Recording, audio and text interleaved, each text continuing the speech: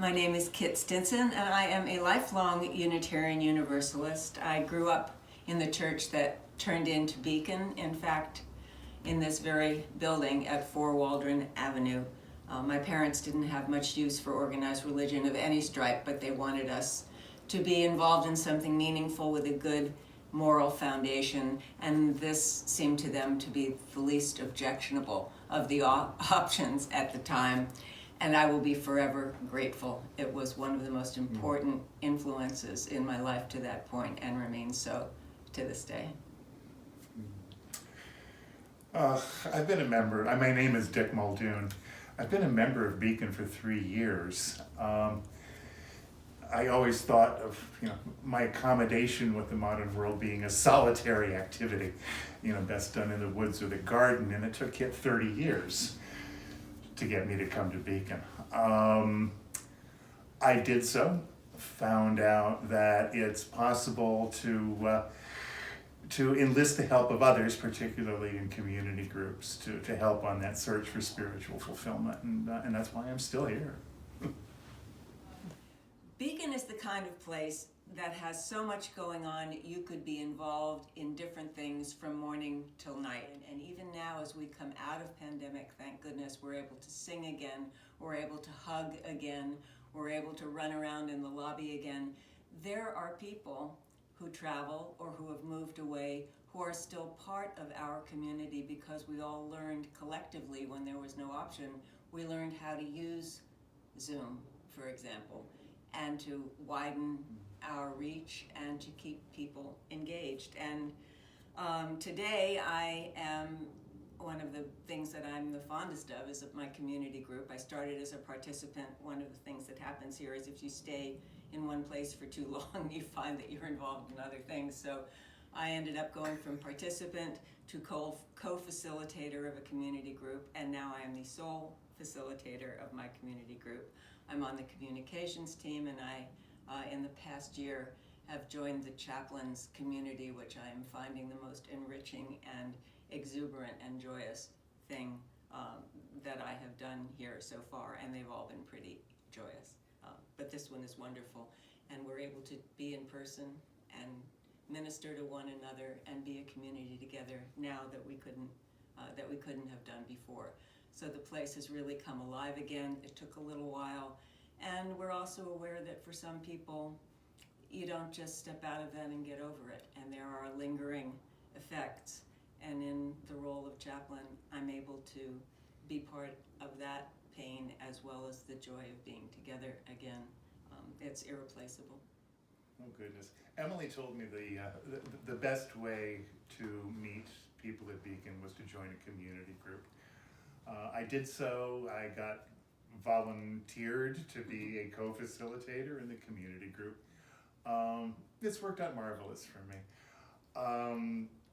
The breakthrough for me getting more deeply involved in the Beacon community was the discovery that our dog could wear antlers. Ho, ho, ho. Yeah, ho, ho, ho. That gave me something to do once each year. The first year was at 695, where I got also volunteered into helping with parking. And as we got over COVID and moved back into meeting in person at Beacon, I quite naturally became part of the welcoming team. And all I can say is that there's great joy in welcoming people on Sunday mornings to services and making sure that they know they're welcome and even happy to be here on those days. And I'm also the newest worship associate, which is a way of engaging a little bit more deeply in finding ways to work on that spiritual fulfillment for me and to help the ministers take us all into that very new place. The answer was you do whatever you can to help the ministry team compose and deliver a service that fulfills the needs of the community on that day. You end up working very closely with the ministry team in bringing people into services, basically trying to put the commute and the travel aside, and be ready to settle in and think about where we are and what's going on. And occasionally you're given an opportunity to read poetry or a reading that becomes a source of inspiration for Emily or Robin. You do whatever the ministry team needs to make that day's worship special.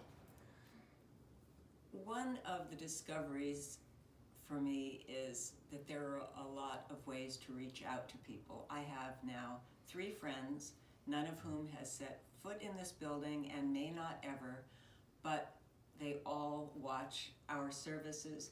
They all want to talk to me about it afterward. Their minds are going, their hearts are going. They want to argue about things, all of the things that a community should do. And one of the things that I've discovered in the last year is, yes, that's true for people here, but it's also true for people when I'm not trying to recruit anybody.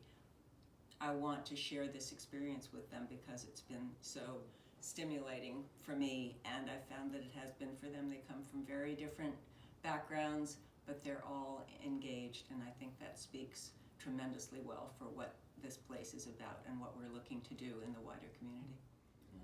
One of the great things about 2022 was the reemergence of a community. I mean, we are again gathering together in person. And while my community group meets in person in the sanctuary, we've talked about how Beacon can now, because of what we've learned from the COVID days, expand beyond the confines of Summit and the area to Florida, California, wherever Beacon members have moved, or wherever the appeal is such that people want to be involved. And your community group is done via Zoom, and it's half of basically, them are always in some other place, but nobody has ever missed a meeting. It's part of the new Beacon, which is interesting. The meeting in person has been glorious and wonderful, and let us hope never to go back to the COVID days. But it's nice to know that the community really has expanded in ways that I don't think anyone would have predicted before COVID.